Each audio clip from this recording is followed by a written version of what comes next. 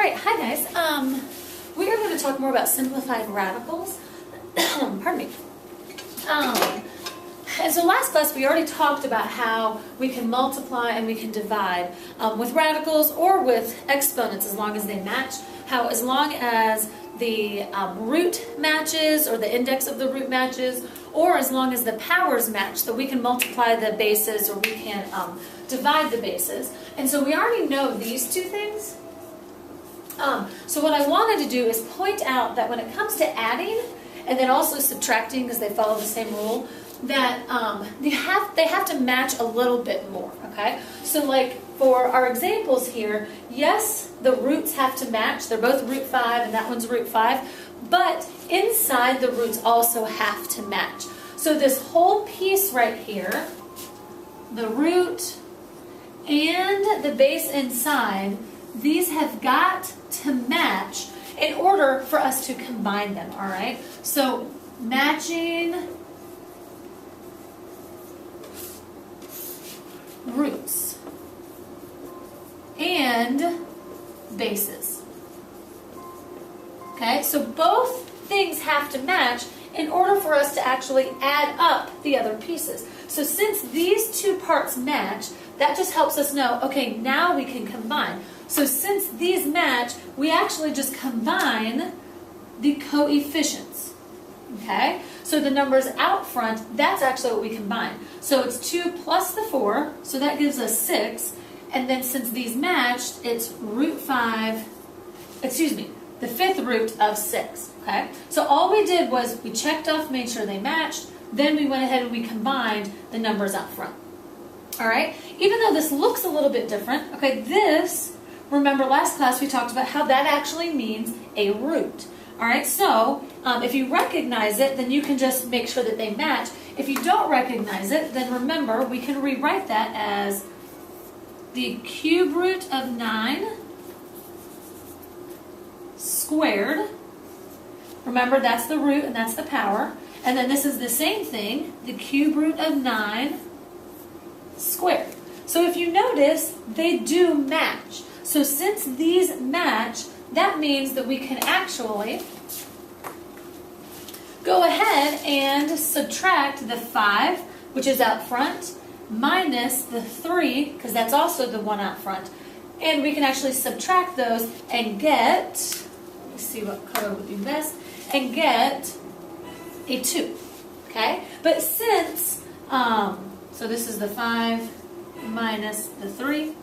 Okay? But since it was written, it's called rational exponents, they're written as fractions instead, I'm going to write the final answer the way that it started, okay? So instead of writing it with the root, I'm going to write it with the exponent, because that's the problem that it started. So all we're doing is we were making sure that the roots match and then the bases match, so that then we can combine these numbers out front. All right? Then, the only thing you have to be careful of is that if you notice, these do not match, okay? And when that doesn't match, that means, oh, there's something else going on. So you have to think back to what we know about roots, all right? Well, if you think about it, this one has to match that one, okay? It has to. In order for us to add, they have to match. So that means that this one is going to simplify down to a root 5. So we go off to the side, like we've done for months and months, and 625, okay, we know that it's going to be 5 times something, because we want this root 5 in here. So this number is always going to tell us what one of our factor pairs is. All right, so 625 is just 625 divided by 5. That's 125. Okay, I'm not sure if you can see it. So it's 5 and 125. Well, the whole reason we do that is because you can actually cube root 125. So this is how we want to see it. We're going to take this, we're going to simplify it, then we can put them together. So this is how it looks. the 6 cube root of 5. We're not doing anything there yet. All it told me was that this should break down to 5 and something, and we just decided that that's going to be 125 times 5. Okay? Then you can cube root 125. So just like we used to do it with square roots, you can do it with cube roots. So, and we reviewed this for our warm-up. So this is the cube root of 125 is just a 5. So what we do is we pull the 5 out. Because we cube root that number, we get the 5. And pardon me, that isn't 5 cubed. That cubed is going to go with the root. So it's actually right there. This came out as a 5. This is what we have left. And if you notice, now they match each other. So sometimes you have to go through the simplifying process in order to make them match. Well, now that they match, now that I have cube root of 5 and cube root of 5, now I can go ahead, this is the one I want, and put our 6 and our 5 together. Okay, now that they match, just like we needed over here, now we can put them together, and that's just 11. All right, so same rule, but we had to throw in the simplifying part, because sometimes it's not always given to you. So this is the same idea, except we're going to subtract them. We know that it's going to need to simplify down to root 2, so that means that this 512 should be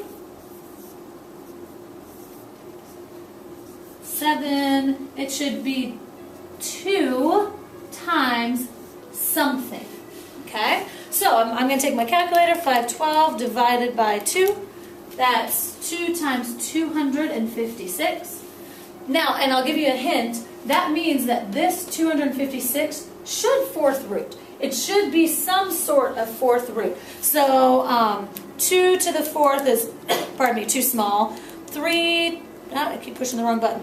3 to the 4th is too small. 4 to the 4th. Okay, 4 to the 4th is what 256 is. So let's take this 256, let's fourth root that, because we needed 4 of them. Pardon me. We're going to get 12 times the fourth root of 2 minus, the 7 hasn't changed yet, but now we're just simplifying this part.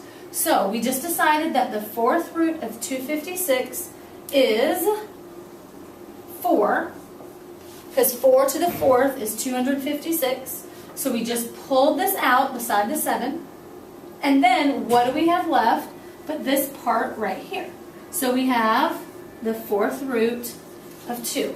So this part right here, just simplified. We broke it into factor pairs. This part of the factor pair comes out. Now they match one another. Okay, before we can actually put these together, we have to find that number. So that is just the number 28. Okay, now we can combine them. Now we've got fourth root of 2, fourth root of 2. So now we can actually go ahead and say, okay, well 12 minus, or 28, 12 minus 28 is just 16.